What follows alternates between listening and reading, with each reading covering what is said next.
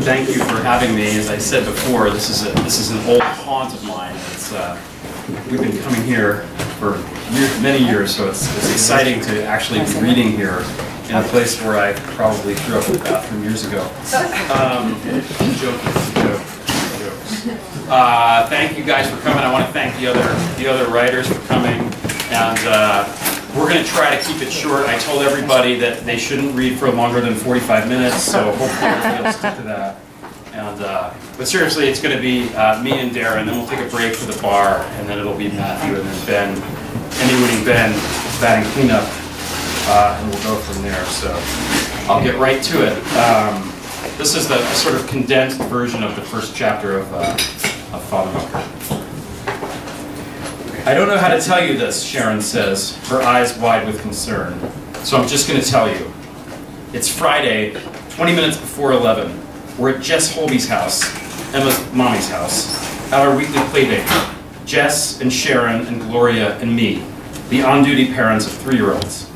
As usual, I'm the only male in the room, not counting Gloria's son, Haven, although he's often mistaken for a girl on account of his Bret Michaels locks. We're in the well-appointed kitchen, Sharon and I, availing ourselves of another hit of that parental crack cocaine that is freshly brewed coffee. The others are in the great room beneath the vaulted ceiling.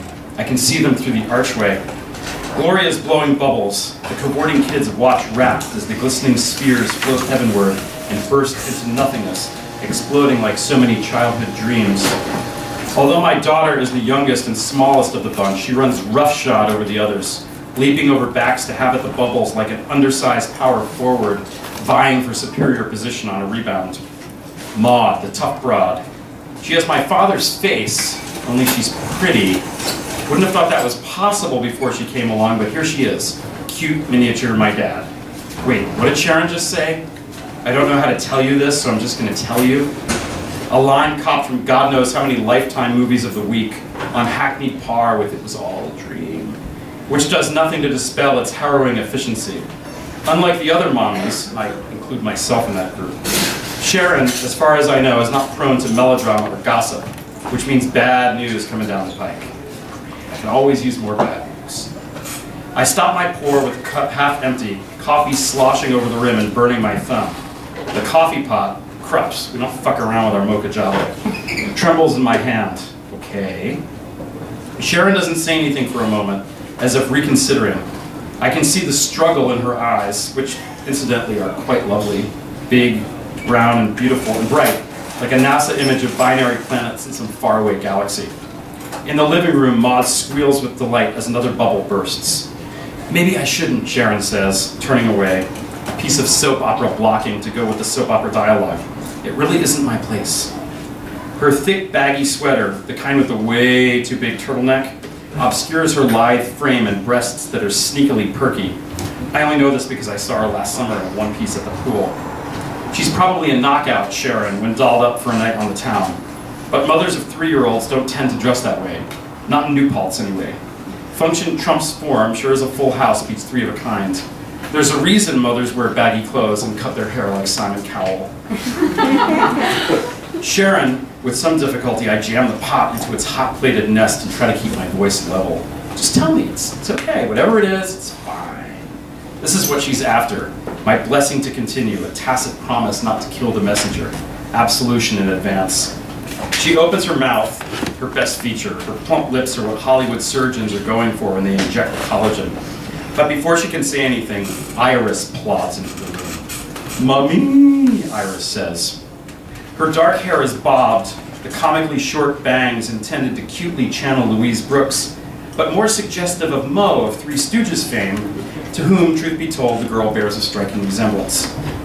"Mummy, what's the matter, honey? Mummy, Mummy." Iris stammers her way into requesting a cookie from the pile of Stop and Shop specials on the plastic tray before us. This takes almost 3 full minutes. I time it on the coffee pot clock, leaving us me to suffer in purgatory. At night, Iris sleeps in Sharon and David's bed. Always has since infancy. There isn't even a bed in her so-called bedroom, I've heard. Just a Dutalier glider and a grand assortment of toys. Whole wooden Melissa and Doug catalog. The appeal of co-sleeping, to me, is right up there with castration. While there are undoubtedly moments of sweetness, parents and child lovingly nestled together like so many puppies in a basket, the family bed is like Iraq. There's no exit strategy. Once embedded between mommy and daddy, the kid remains there till the troops come home. She's there until she starts dating. And this must pose problems for the co-sleeping parents. How can Sharon and David possibly get it on with a permanent chaperone heaving and snoring and sucking up space in the middle of the mattress like a goiter in human form? Cookie successfully won, Iris tub thumps on stout little legs back to the living room where the bubble mosh pit has found new life. Sharon stands straight up and glances at me, her eyes reassuming their wide with concern look. Sorry, she says, gesturing towards the living room. A beat, an awkward grin, and then, so. She takes a deep breath, maybe for dramatic effect. It's about Stacy, she says. What about her? She's, oh Josh, I hate to be the one to tell you this. I think she's having an affair. This is the opening to a dialogue that could last hours, but parents can never depend on the luxury of time or undivided attention necessary to converse intelligently for more than 60 seconds. We've been in the kitchen for 5 minutes, Sharon and I, bullshitting about nothing. About how the mayor is an idiot, how the metered parking in the Muni lot is killing downtown. But no sooner does she lay this bombshell in my lap, before I can process it, before the news can even generate the ineluctable psychosomatic response in my stomach, then Maud trips over Emma's foot while going for a bubble, smacks her head on the corner of the coffee table, and bursts into throes of deaf tears. Hold that thought, I tell Sharon, and I'm in the living room before I even realize I'm moving. I scoop up Maud, shower her with kisses. I hate to see her cry, of course, especially from injury, but boy does she look cute when she's upset. Her features scrunch up just so, and a single line of stubborn displeasure runs from one eyebrow to the other, across the bridge of her nose. Maud is so theatrical. There's not much separating her I'm hurt cry from her Roland took my toy cry. The main difference between kids and adults, other than the fact that adults can have sex and wipe their asses after going using the bathroom, is that the former have not yet learned to pick their battles, so they get upset over everything.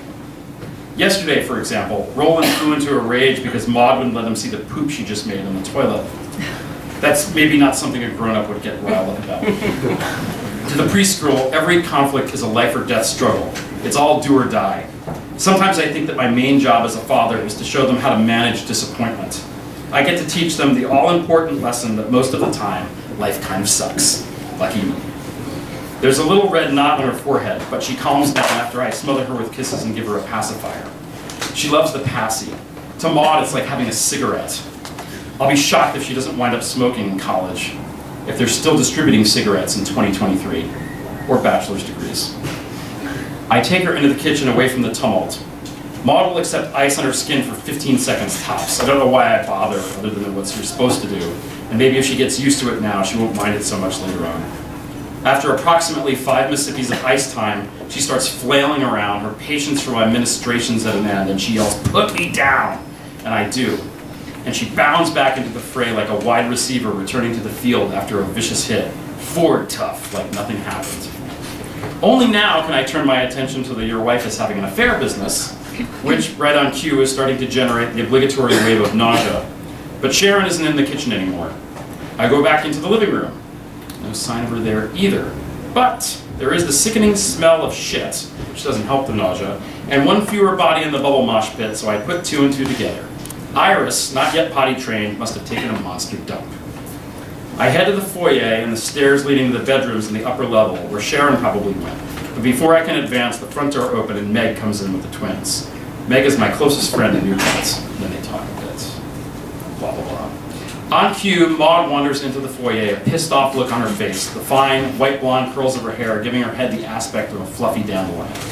"Daddy, I want to go home," she says, in her patented half whine. "But Beatrix and Brooks just got here." Because her voice contorts into a mask of almost parodic pissed offness. "I don't like Beatrix and Brooks." "Yes, you do." "I want to go home." And then she commences the subverbal wailing, which, come to think, pretty much sums up my own feelings right at the moment. I know you're not supposed to let kids boss you around and all that, but one of the lessons I've learned the hard way is that if your child wants to end the play date, what you need to do is end the fucking play date. "Okay, honey, let's get your coat." "No, no coat! You can't go out without your coat on. It's chilly outside. No coat! No! No! And she has a full-fledged temper tantrum right in the hall. A little early for her sporadic nap, but she hasn't been sleeping well lately, and she's probably tired. I scoop her up, 32 pounds of fist-flying fury, and throw her over my shoulder like a sack of wriggling and violent potatoes, trying to position her so her flailing feet don't knock off my glasses, or the row of framed photographs of Emma Holby in various stages of development hanging neatly and chronologically on the wall. Then I bend my knees, lowering myself, and with my free hand, snatch up her coat. And that's when Sharon appears on the top of the stairs, iris in one hand, a tied-off plastic Stop and Shop bag in the other. Reusable bags are great for Mother Earth and all, but disposable plastic is not without its uses. You going? Looks like, shit, sorry, it's okay. She extends her thumb and pinky, folding up the other fingers, and holds her hand to her ear. I'll call you. But the gesture looks ridiculous because there's a plastic bag dangling from her pinky with a poopy diaper inside it. Shouting goodbye and thank you to Jess and the others, I carry Maud, kicking and screaming and still coatless, into the minivan. Thank you.